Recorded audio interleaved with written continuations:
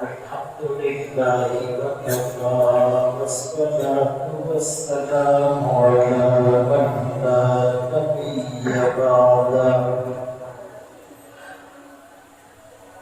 أما بعد فأعوذ بالله من الشيطان الرجيم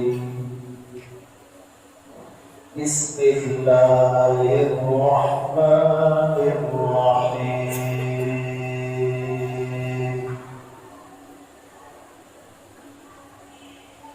إن هذا القرآن يهدي للتي هي أقوم وقال النبي صلى الله عليه وسلم بعثت لأتمم مكارم الأخلاق صدق الله مولانا العظيم وصدق رسوله النبي الأمي الهاشمي المدني الكريم ونحن على ذلك لمن الشاهدين والشاكرين والحمد لله رب العالمين.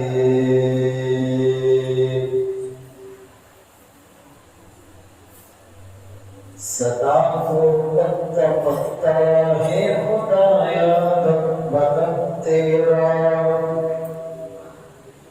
زمین و آسمان تیرے یہ موجود عدم تیرا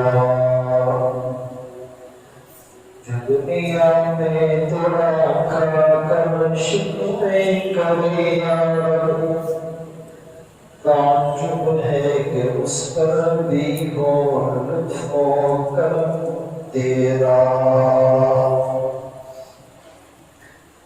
واجب الاحترام عزیزان گرامی، آپ کے سامنے قرآن کریم فرقان مجید کی ایک آیت کریمہ تلاوت کی اور سرکار دو عالم تاجدار مدینہ محمد مصطفیٰ احمد مجتبی صلی اللہ علیہ وسلم کی حدیث مبارکہ پیش ہے.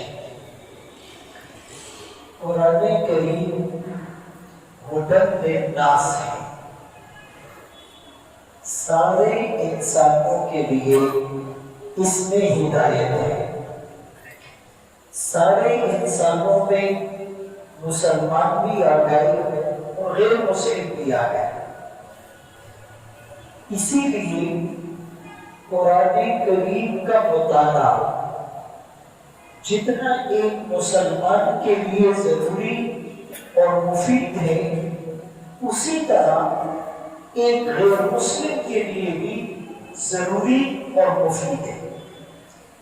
بہت سے غیر مسلم جب قرآن کو پڑھتے ہیں، قرآن کا مطالعہ کرتے ہیں، قرآن کا ترجمہ پڑھتے ہیں، قرآن کے معارف اسرار و رموز ان کے سامنے آتے ہیں تو ان کے دل کی دنیا روشن ہو جاتی ہے اور وہ ایمان کے نور سے منور ہو جاتے ہیں.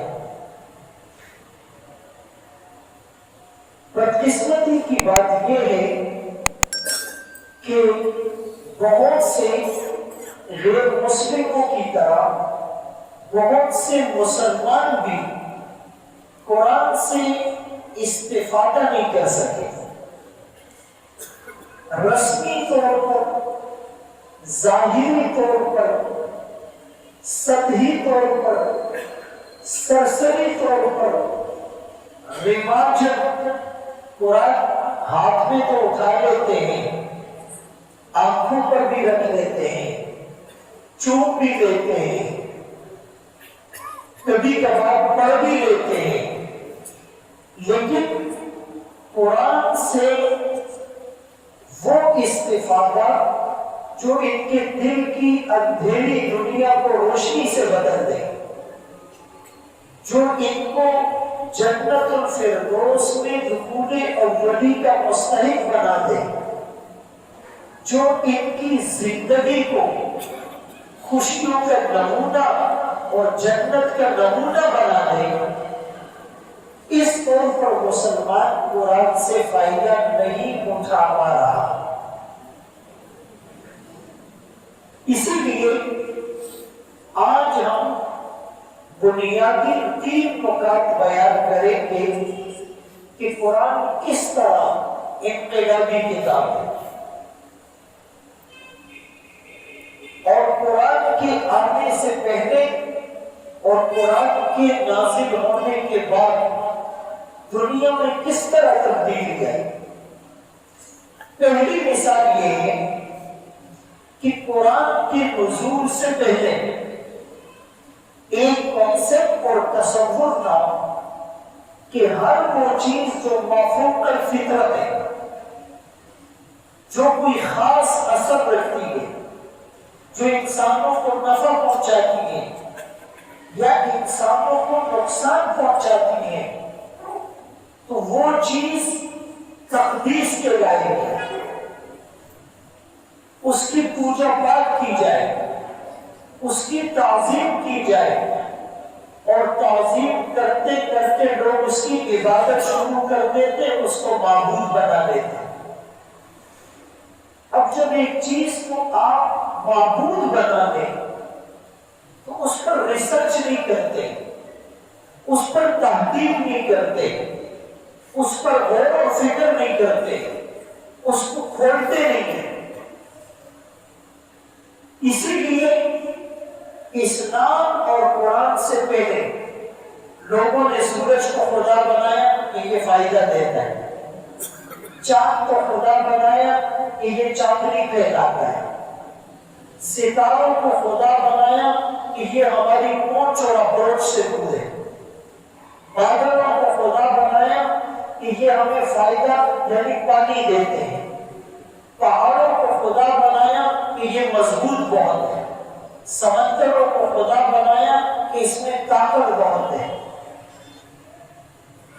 آگ کو خدا بنایا کہ یہ جلاتی ہے اور نقصان پہنچانے والی چیز ہے۔ تو قرآن کریم نے یہ بات کہی کہ وَسَخَّرَ لَكُم مَّا فِي السَّمَاوَاتِ وَمَا فِي الْأَرْضِ، اللہ نے تمہارے لیے مسخر کر دیا وہ ساری چیزیں جو آسمانوں میں ہیں اور جو زمین میں ہیں۔ یہ ساری چیزیں تمہارے معبود نہیں، یہ تمہارے تابع ہیں، یہ تمہارے خادم ہیں، انہیں اللہ نے تمہارے لیے مسخر کر دیا، انہیں اللہ نے تمہاری خدمت کا معمول کر دیا۔ یہ ساری چیزیں تمہاری وجہ سے تمہارے نفع کے لیے ہیں۔ اگر سورج روشنی پھیلاتا ہے تو نفع تم اٹھاتے ہو، چاند کی چاندنی سے قدروں میں مٹھاس تمہارے لیے آتی ہے، ستاروں سے راستے تم معلوم کرتے ہو، ہواؤں میں پرندوں کی طرح اڑنے کی اللہ نے تمہیں طاقت دی، سمندروں میں بڑی بڑی کشتیاں چلانے کی اللہ نے تمہیں ہمت اور صلاحیت دی، جتنا بھی بلند پہاڑ ہو اس کی چوٹی کو عبور تم کرتے ہو، یہ جو پانی ہے یہ بھی تمہارے لیے فائدے کی چیز ہے، یہ جو آگ ہے اسے بھی تم جلاتے ہو، گرمائش حاصل کرتے ہو۔ تو قرآن نے کہا کہ یہ ساری چیزیں مافوق الفطرت چیزیں یہ تمہارا معبود نہیں بلکہ تمہاری خادم۔ اب جب ذہن میں یہ بات قرآن نے ڈالی کہ سپیریئر تو میں ہوں، ایک انسان جب اللہ کو راضی کر دے تو پوری کائنات اس کے اشارے پر چلتی ہے۔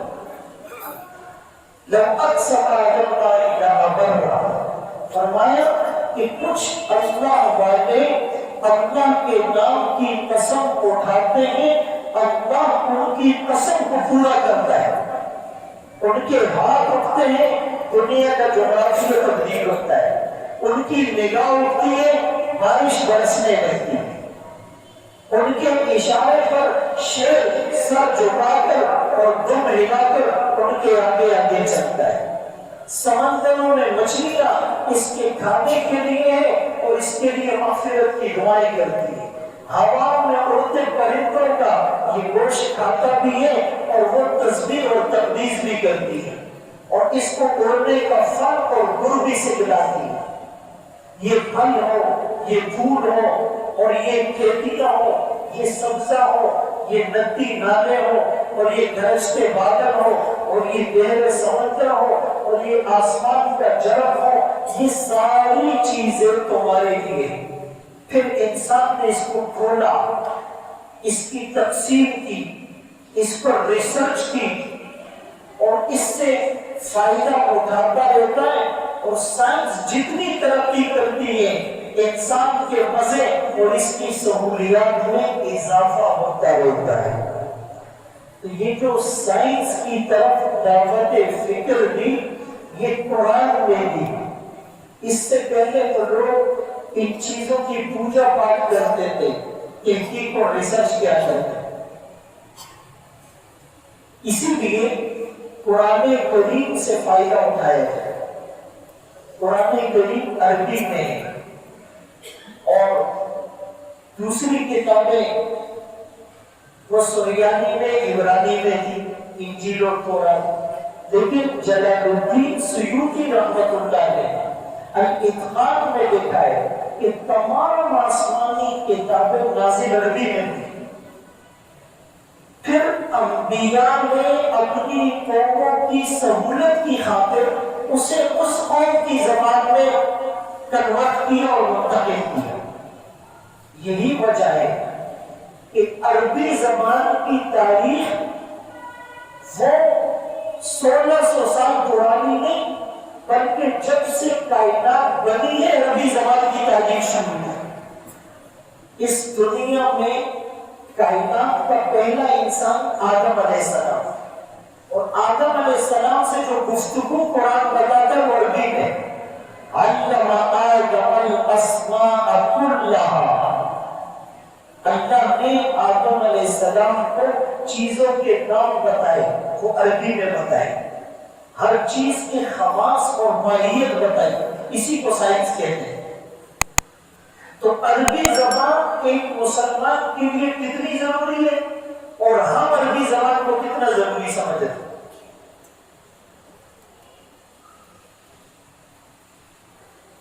ظاہر ہے کہ قرآن سے استفادہ تب ہوگا کہ جب قرآن کی بولی اور زبان ہماری سمجھ میں آئے گی اور اس کے لیے ہمارے پاس وقت نہیں. ایون کہ نماز میں جو عربی پڑھتے ہیں اس کا ترجمہ بھی ہمیں نہیں آتا. بہت سے لوگ جو 7 سال سے سورہ اخلاص پڑھ رہے ہیں اس کا ترجمہ بھی نہیں آتا. بہت سے لوگوں کو سورہ فاتحہ کا ترجمہ بھی نہیں آتا.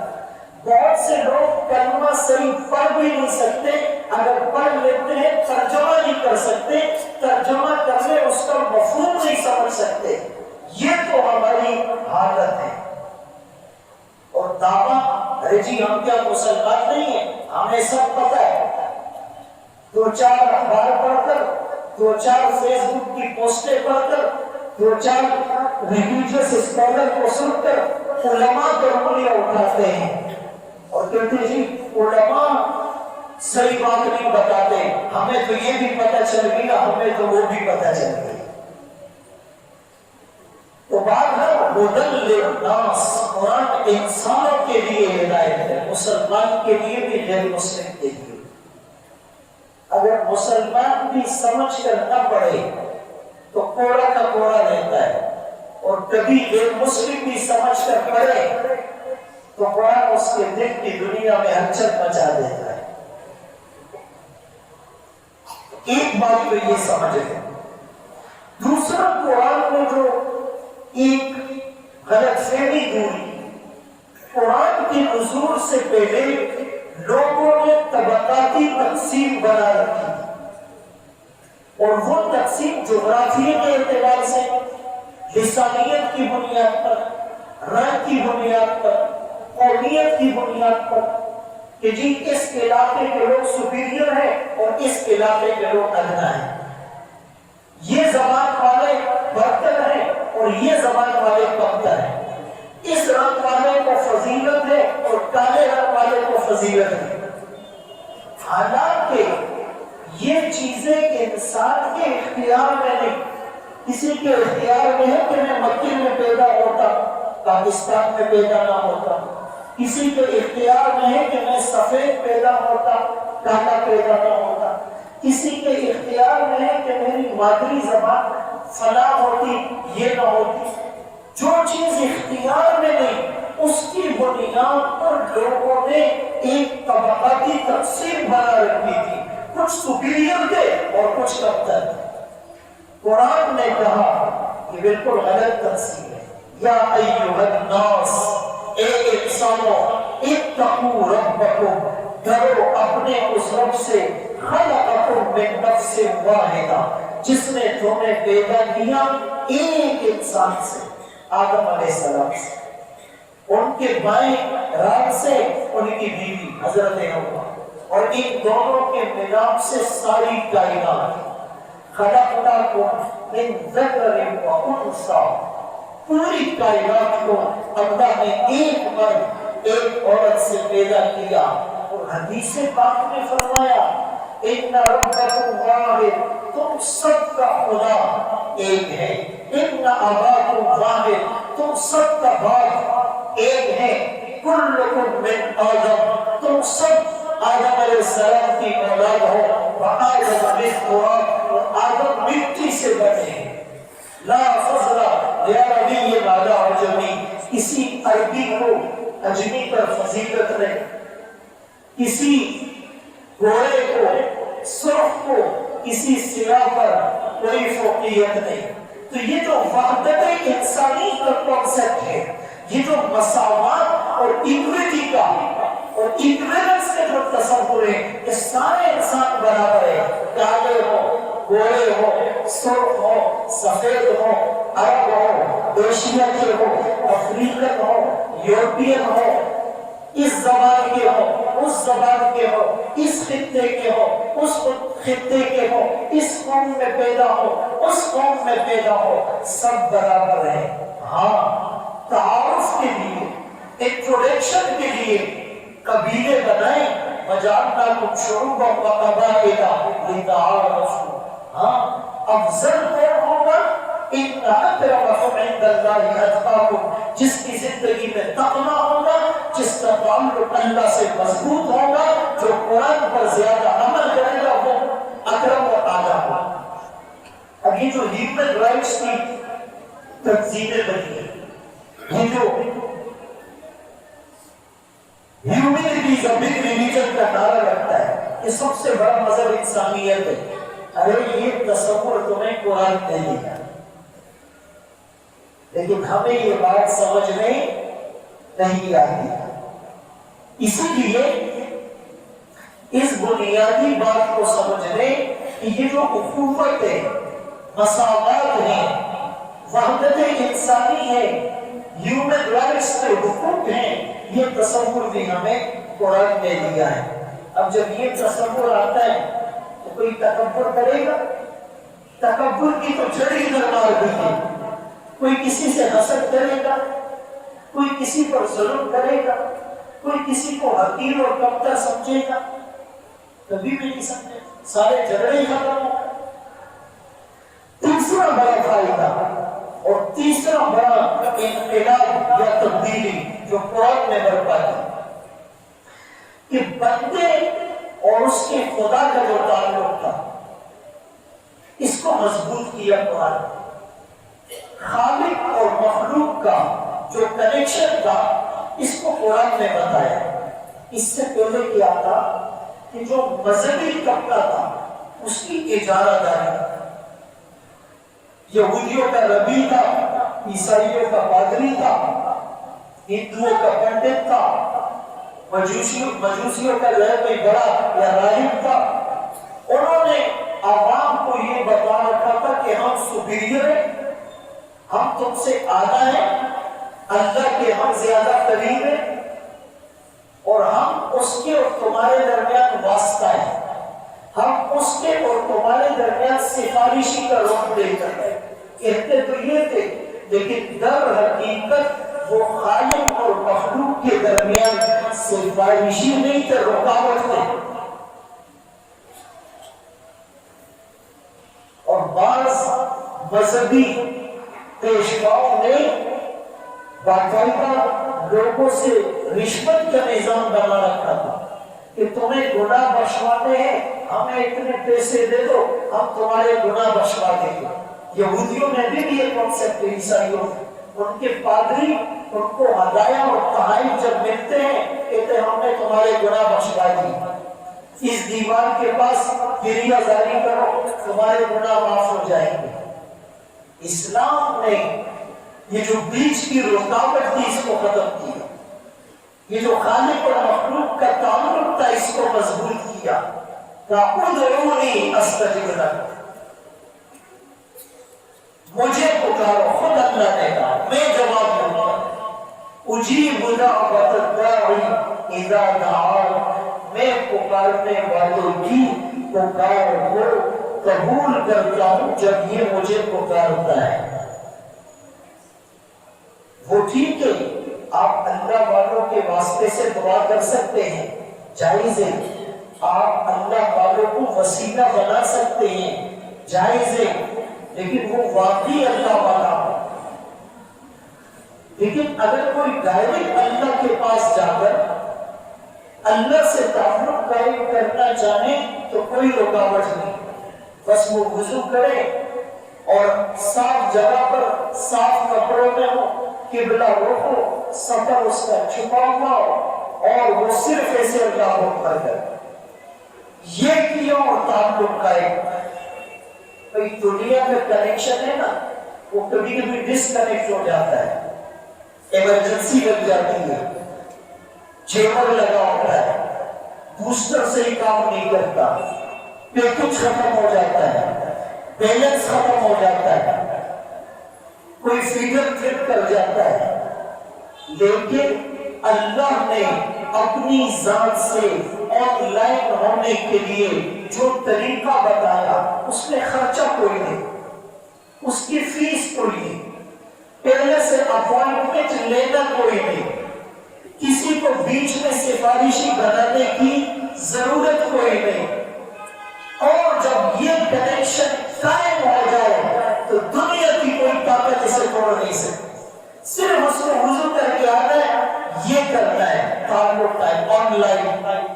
اب لائٹ ہو یا نہ ہو، گرمی ہو، سردی ہو، اندھیرا ہو، اجالا ہو، دن ہو، رات ہو، صبح ہو، شام ہو، خلوت ہو، جلوت ہو، حالات خراب ہو، مہنگائی ہو، لوڈ شیڈنگ ہو، گیس کی شارٹیج ہو، پانی نہ ہو، جلسے ہو، جلوس ہو، ہڑتال ہو، اسٹرائک ہو، وہ مسجد میں کھڑا ہو، وہ دکان میں ہو، وہ پارک میں ہو، وہ جنگل میں ہو، وہ صحرا میں ہو، وہ ریگستان میں ہو، امریکہ میں ہو، افریقہ میں ہو، ایشیا میں ہو، یورپ میں ہو، گاؤں میں ہو، دیہات میں ہو، پہاڑ کی چوٹی پر ہو، سمندر کے اندر ہو، ہوا میں اڑتے ہوئے جہاز میں ہو، بس یہ جو کنیکشن قائم ہو گیا، یہ جو دل کی تار اس سے جڑ گئی، اب دنیا کی کوئی طاقت مخالف نہیں ہو سکتی۔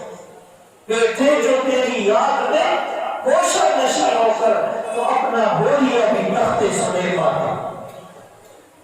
یہ کانسیپٹ قرآن نے دیا، مسئلہ حل کر دیا لوگوں کا۔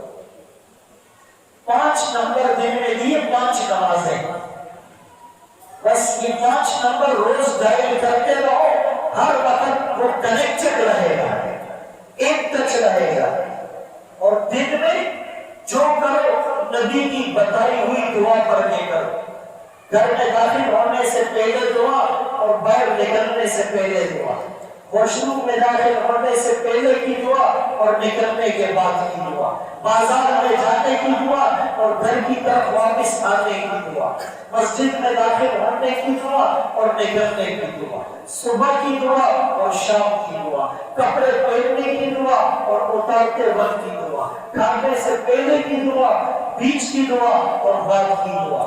یعنی سورج نکلے تو کون سی دعا پڑھے، بارش برسے تو کون سی دعا پڑھے، طوفان اور آندھی آئے تو کون سی دعا پڑھے، بیماری کے پاس جائے تو کون سی دعا پڑھے، انتقال کسی کا ہو جائے تو کون سی دعا پڑھے، کسی مصیبت زدہ کو دیکھے تو کون سی دعا کرے، نکاح میں کون سی دعا پڑھے، دولہا کو مبارکباد دیتے وقت کون سی دعا پڑھے، پریشانی میں کون سی دعا پڑھے، گانا خواب دیکھ کر کون سی دعا پڑھے، اچھا خواب دیکھ کر کون سی دعا پڑھے، نعمت ملنے پر کیا پڑھے، چھپ جانے پر کیا پڑھے، ایک ایک دعا بتلا کر ہر وقت مسلمان کو اللہ کی ذات کے ساتھ کنیکٹ کر دیا اور ڈیوٹی کر دی۔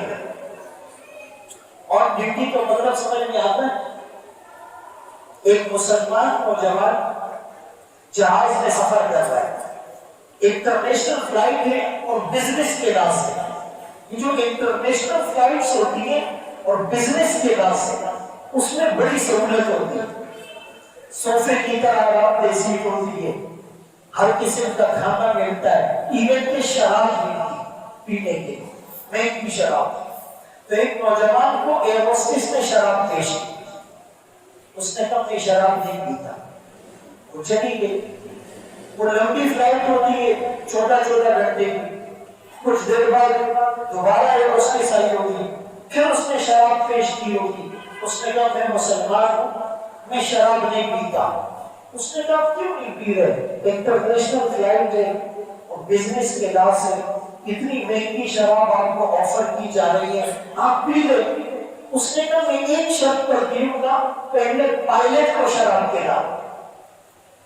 اس نے کہا پائلٹ کو شراب نہیں پلا سکتے، وہ تو آن ڈیوٹی ہے، ڈیوٹی کرے، اور دوران ڈیوٹی شراب الاؤ نہیں ہے، ڈوب جائے گا، وہ جہاز کریش ہو جائے گا، وہ تو آن ڈیوٹی ہے۔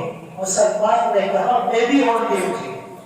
ایک مسلمان ہر وقت آن ڈیوٹی، گھر میں، دفتر میں یا دکان میں ہے، جو جہاں نہیں امتحان میں ہے۔ اللہ مجھے دیکھ رہا ہے، میں اپنے نبی کا امتی ہوں، میں قرآن پر عمل کرنے والا ہوں، میں ان نسبتوں کا امین ہوں، میں پل پل اور لمحہ لمحہ گھڑی گھڑی ایک ایک سیکنڈ اس کی مان کر چلنا ہے اور اس کے طریقے پر چلنا ہے۔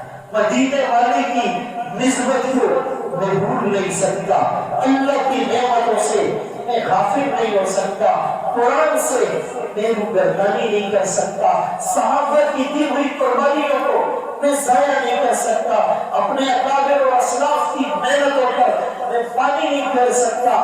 میں مسلمان ہوں، مسلمان ہر وقت آن ڈیوٹی ہوتا ہے۔ یہ کنسپٹ قرآن نے دیا، ان اللہ کان علیکم رقیبا، اس کے خفیہ کیمرے اور ٹیپ ریکارڈرز پوری کائنات میں پھیلے ہوئے اور لگے ہوئے۔ تو میرے محترم دوستوں، بھائیوں، بزرگوں، قرآن جو یہ تصورات ہمیں دیتا ہے، اس میں ایک مسلمان سمجھے، اور اس کو سمجھنے کے لیے سب سے پہلے تو وقت نکالنا پڑے گا جو ہمارے پاس نہیں۔ دکاندار کہتا ہے میری دکان کیسے چلے گی، ڈرائیور کہتا ہے میری گاڑی کیسے چلے گی، دفتر والا کہتا ہے آفس کا نظام کیسے چلے گا، سیاستدان کہتا ہے ملک کا نظام کیسے چلے گا۔ اور اگر کسی کو دین کی دعوت دی جائے، کہتا ہے تھوڑا سا کرائسس میں ہوں، سیٹ ہو جاؤ تو نماز شروع کر دوں گا، تھوڑا سا سیٹ ہو جاؤ تو تبلیغ میں چلا جاؤں گا، تھوڑا سا سیٹ ہو جاؤ تو پھر مدرسے بھی چلا جاؤں گا، تھوڑا سا سیٹ ہو جاؤ تو خانقاہ بھی چلا جاؤں گا، تھوڑا سا سیٹ ہو جاؤ پھر قرآن کے درس میں سیٹ ہو جاؤں۔ اتنے میں اس کی موت آ جاتی ہے اور آنکھ بند ہو جاتی ہے۔ اور پھر اس کے لیے کفن کا کپڑا کاٹا جاتا ہے، اور پھر اس کے جنازے کا اعلان ہوتا ہے، اور پھر اس کے لیے تختہ لے جاتے ہیں، اور پھر پانی گرم کرتے ہیں، اور پھر اس کو غسل پلٹتے ہیں، اور پھر اس کے بعد کفن میں ملبوس اس کو جنازے کے لیے لایا جاتا ہے، جنازے کی نماز ہوتی ہے، قبر کھودی جاتی ہے، اور تکفین کے وقت جب اس کو رکھتے ہیں تو ایک کہتا ہے وہ ادھر کر لو، دوسرا کہتا ہے پاؤں ادھر کر لو، تیسرا کہتا ہے گیلا کھول دو، چوتھا کہتا ہے تھوڑا سا آگے کر دو، پانچواں کہتا ہے تھوڑا سا پیچھے کر دو۔ اتنے میں ایک آواز آتی ہے آپ سیٹ ہو گئے، ادھر جا کے سیٹ ہو جائے۔ لوگ کہتے ہیں نا یہ آخری آرام گاہ ہے، میں کہتا ہوں کاش قبر ہمارے لیے آرام گاہ بن جائے۔ قبر اس کے لیے آرام گاہ ہے جس نے دنیا میں اللہ کو راضی کیا، اس کے نبی کے طریقوں پر چلا، جس نے اس کو ناراض کیا ہو، اس کے نبی کو تکلیف پہنچائی ہو، کبھی داڑھی بنوا کر، کبھی غیروں کے طریقے پر بات رکھ کر، کبھی یہودیوں کا لباس پہن کر، کبھی نمازیں چھوڑ کر، کبھی روزے توڑ کر، کبھی ڈرامے دیکھ کر، کبھی فلمیں دیکھ کر، کبھی سود کا لین دین کر کے، کبھی رشوت لے کر، کبھی بدنظری کر کے، کبھی گانے اور میوزک سن کر، کبھی غیبت میں سارا دن گزار کر، کبھی تاش کے پتے کھیل کر، کسی کا مال غصب کر کے، کسی یتیم کا مال ہڑپ کر کے، بہن بیٹی کا میراث کھا کر، بیوی کو مہر نہیں دیا، بھائی کو ستایا، پڑوسی کو تنگ کیا، رشتہ دار اس سے جو ہے وہ نادار ہے، اور خلق خدا کو ہر وقت تکلیف پہنچاتا ہے، اور قبر اس کے لیے آرام گاہ ہے؟ نہیں، کبھی نہیں۔ یہ قبر اس کے لیے جہنم کا گڑھ ہے۔ یہ میرے جذباتی الفاظ نہیں، یہ دونوں جہانوں کے سردار کے الفاظ ہیں۔ القبر روضۃ من ریاض الجنہ او حفرۃ من حفر النار۔ یہ یا تو جنت کے باغوں میں سے ایک باغ ہے یا جہنم کے گڑھوں میں سے ایک گڑھ ہے۔ میرے دوستو، تصور کی دنیا سے باہر آئے، حقیقت کی دنیا میں آئے۔ یہ شیطان اور نفس کہتے ہیں بھئی تو نے ابھی نہیں مر گیا، تیرے بچے بھی چھوٹے، تو بھی جوان ہے، بیماری تیری کوئی نہیں، ابھی تو نے ہسٹری اور ٹیسٹ کروائے کہ کوئی بیماری نہیں، تو ابھی نہیں مرے گا۔ لیکن جب غور کرو گے تو بچہ بھی جا رہا ہے، جوان بھی جا رہا ہے، صحت مند بھی جا رہا ہے، شادی شدہ بھی جا رہا ہے، کمارہ بھی جا رہا ہے، جس کی اتنے بچے وہ بھی جا رہے ہیں۔ ابھی یہ جو کوہاٹ میں ایک کشتی الٹ گئی، 25 طلباء اور علماء اس میں چلے گئے۔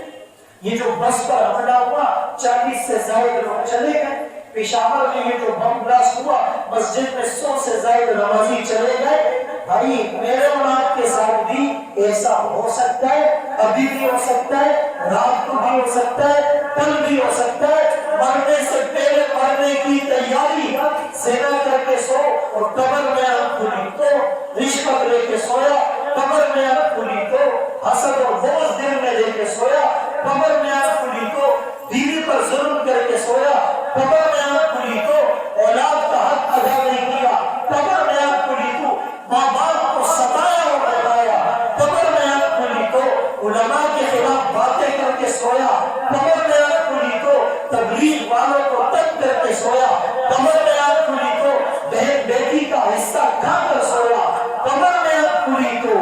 یہ جھٹکے کی بات ہے، نشہ اتر جائے گا، سارا نشہ ہو جائے گا۔ اللہ ہم سب کو مرنے سے پہلے مرنے کی تیاری کی توفیق نصیب فرمائے۔ آخر دعوانا الحمدللہ رب العالمین۔